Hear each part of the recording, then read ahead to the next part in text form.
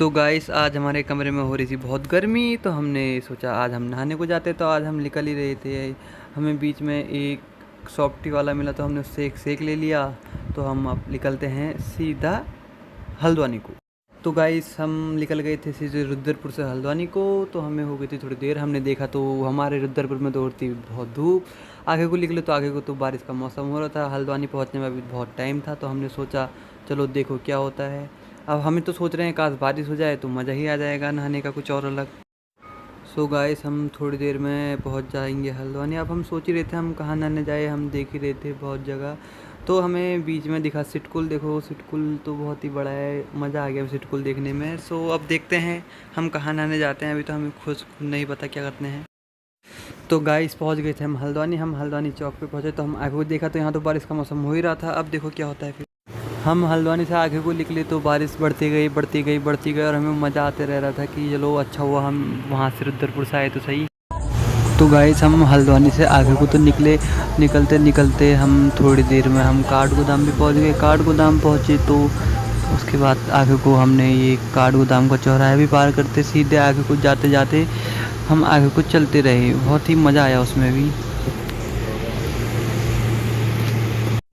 तो हम फाइनली हम आगे को निकले, गए मज़ा आ रहा था क्योंकि मौसम तो बहुत ही सुहाना था, मतलब दिल खुश हो गया था। मतलब हमें ऐसा लगा ही नहीं कि हम खाली हमारा मतलब कोई घाटा हो गया, हम बहुत घूमे, मतलब मज़ा ही आ गया। मतलब हमें तो बिल्कुल इतना अच्छा मौसम कहाँ रुद्रपुर में इतना गर्म, तो हमें यहाँ आके बिल्कुल मतलब बहुत अच्छा लगा बिल्कुल।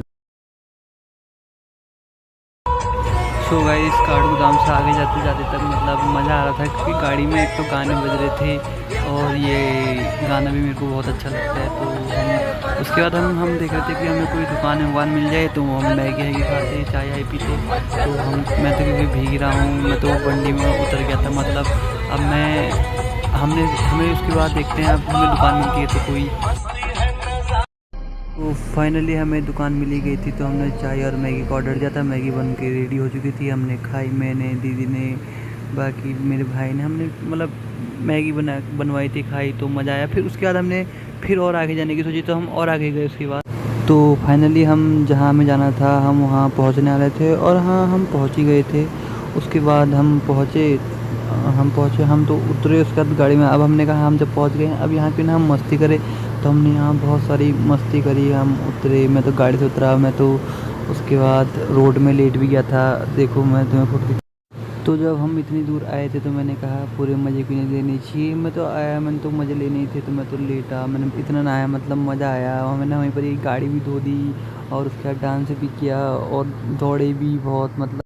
तो हमने नहाया फ़ोटो वोटो खींची, हो ही गया था मैं टाइम, 2-3 घंटे हो गए थे।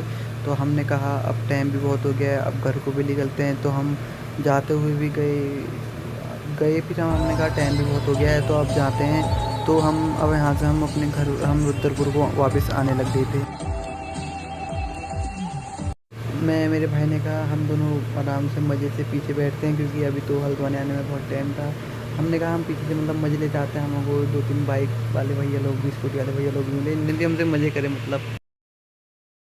तो हम निकल गए वहाँ से, आए तो हमें बहुत लोग मिले क्योंकि पीछे से ही गाड़ी का मतलब हमने डिग्गी खोल रखी थी, हमने डिग्गी में गद्दे भी पूरी आगे उड़ा रखी थी।